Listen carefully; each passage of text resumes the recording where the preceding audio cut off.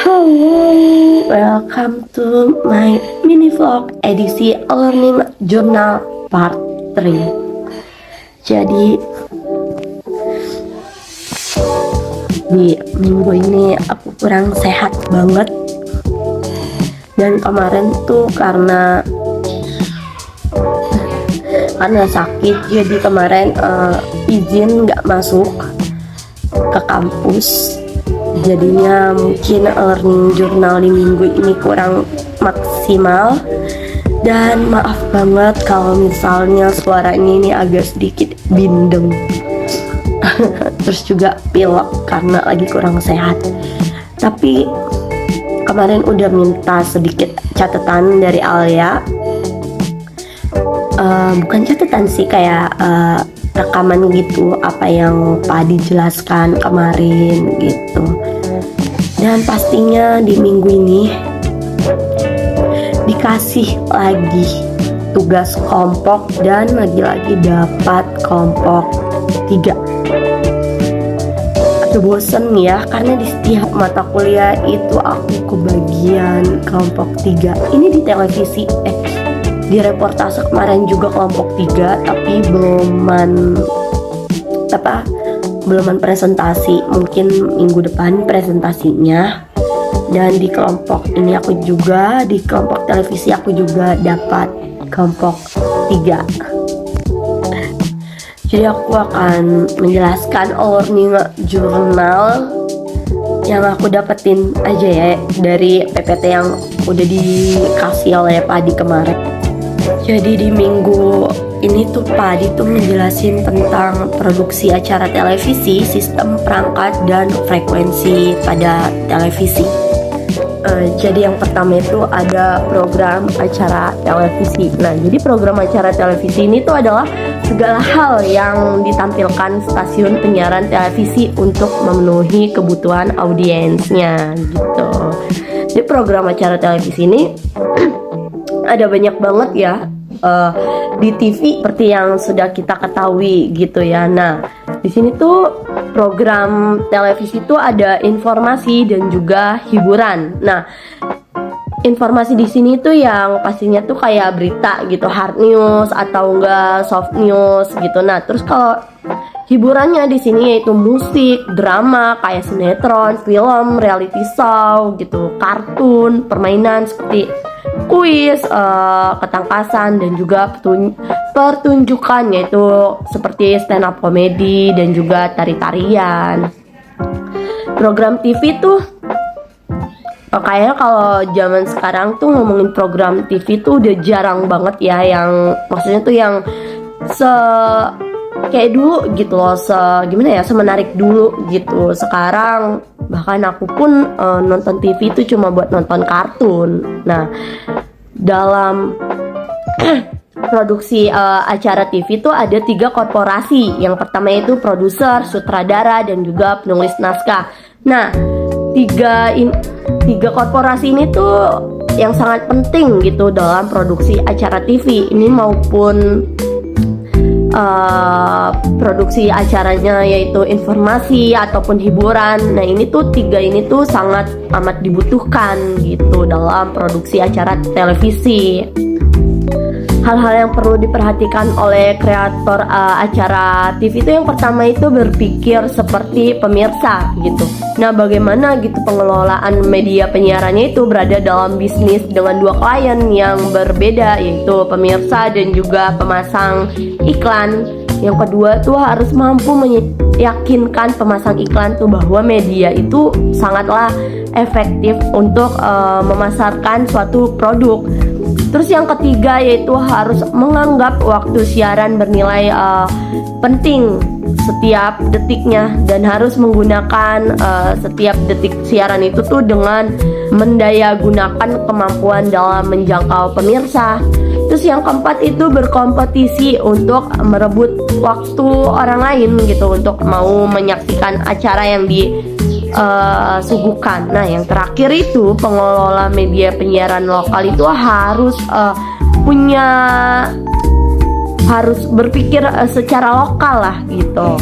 Terus juga ada hal-hal yang harus diperhatikan sebelum merancang produksi acara TV, yaitu ya bagaimana jenis acara yang akan diproduksi, terus juga naskahnya itu punya siapa, terus menggunakan format video apa, bagaimana memulai syuting, terus seluk-beluk anggarannya, dari mana dananya, terus mempersiapkan kru, menyusun tim produksi, mempersiapkan pameran atau mempersiapkan pemeran atau pengisi acara gitu, yang enggak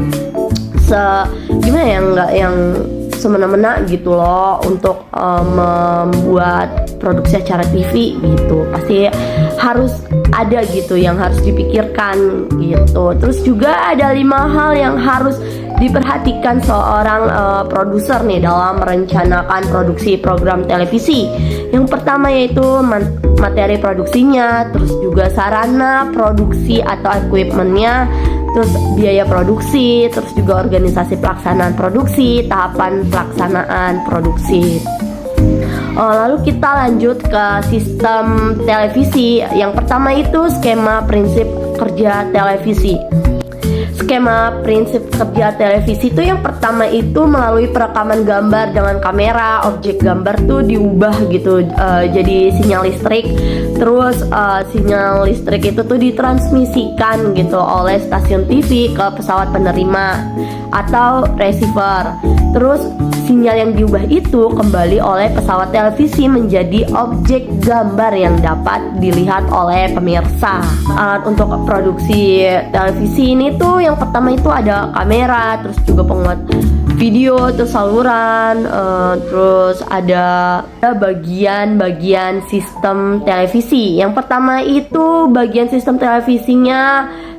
Dari sisi studio itu meliputi peralatan yang meliputi kamera elektronik, mixer video, master switching, atau bisa disebut master control yang merupakan input untuk sisi transmisi.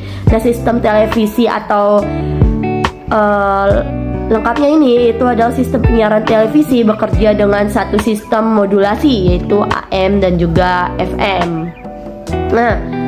Nah, sinyal gambar atau vision ini tuh dikirimkan dengan modulasi AM vestigial sideband, sedangkan sinyal suara itu dipancarkan oleh modulasi FM. Nah, kedua sinyal itu akhirnya dipancarkan ke udara dengan bandwidth RF atau radio frekuensi sebesar 7 MHz seperti besar 7 MHz. Lalu selanjutnya itu tadi ada sisi studio, ada sisi transmisi.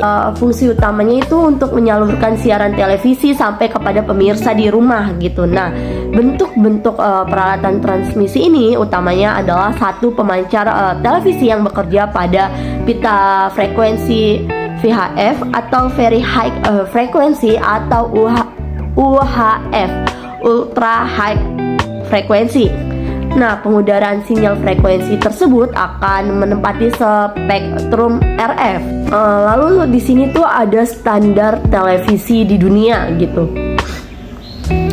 Nah, pemancaran sinyal televisi itu tidak seperti pemancaran sinyal radio komersil.